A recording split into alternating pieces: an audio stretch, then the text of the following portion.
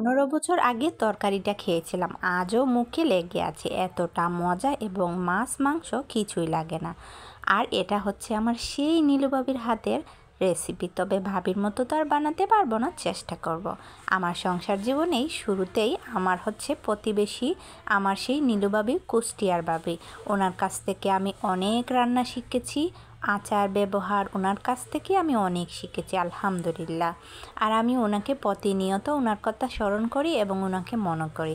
আর আল্লাহ পাক ওনার হাতে এতটা জাদু দিয়েছে, উনি যেরকমই রান্না করে সব কিছুতে এতটা টেস্টি হয়। তো তার জন্য হচ্ছে আমি কিছুটা কচুর ঘাটি বা মুখি নিয়ে নিয়েছি। আমি সুন্দর করে ছিলে একটু ছোটো ছোটো সাইজের করে লম্বালম্বি কেটে নিয়েছি। এবার এটা ধুয়ে পরিষ্কার করে পানি জড়িয়ে নিয়েছি এবং সাথে নিয়েছি কিছুটা পেঁয়াজ কুচি, নিয়েছি 3 টেবিল চামচ সরিষা পেস্ট, নিয়েছি কাঁচামরিচ ফালি অনেকগুলি, নিয়েছি এখানে ধনিয়া, হলুদ, লবণ এবং জিরা। এই হালকা কয়েকটা মশলা দিয়ে তৈরি হয়ে যাবে ভীষণ মজাদার একটি রেসিপি। এবার দিয়ে দিলাম বেশ কিছুটা রান্নার তেল, দিয়ে দিব কাঁচামরিচ, পেঁয়াজ এবং সরিষা, তার সাথে দিয়ে দিব শুকনো মশলাগুলি, দিয়ে দিব হলুদ, ধনিয়া, লবণ এবং জিরা।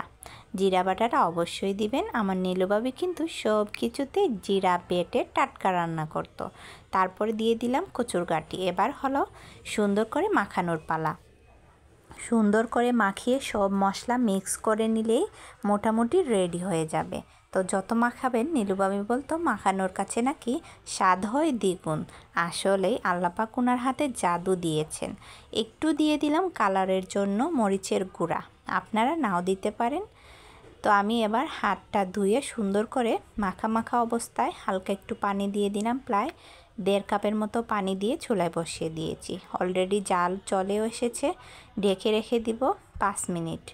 এদিকে সুন্দর মতো এটা জাল হচ্ছে, নেড়ে চেড়ে দেখে নিব নিচে যেন না লাগে, তাহলে কালারটা নষ্ট হয়ে যাবে এবং ঘ্রাণটাও নষ্ট হয়ে যাবে।